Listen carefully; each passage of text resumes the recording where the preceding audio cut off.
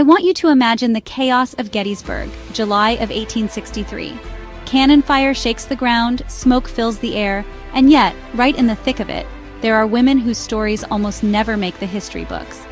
Today, I'm shining a light on the untold stories of women at the Battle of Gettysburg and just how much they mattered. Let's start with a name you might have never heard, Elizabeth Thorne. 6 months pregnant, Elizabeth was the caretaker of Evergreen Cemetery. When the battle came to her doorstep, her husband was away fighting. But she didn't run.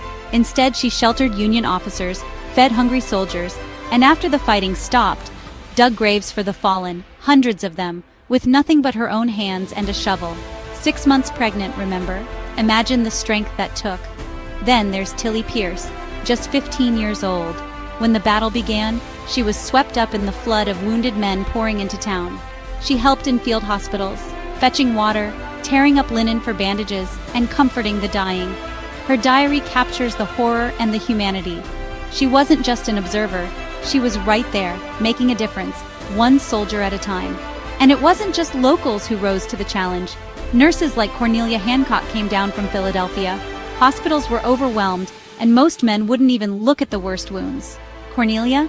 She rolled up her sleeves and got to work, treating injuries that would haunt her for years. She wrote home about the screams, the blood, the heartbreak, but she kept going, determined to bring some dignity to men who might not see another sunrise. There's even the story of Mary Virginia Wade, better known as Jenny Wade. The only civilian killed during the battle, she was baking bread for Union troops when a stray bullet took her life. She never carried a gun, but her courage fed hundreds and made her a symbol of sacrifice for generations to come. But here's what I find most powerful. These women weren't seeking glory.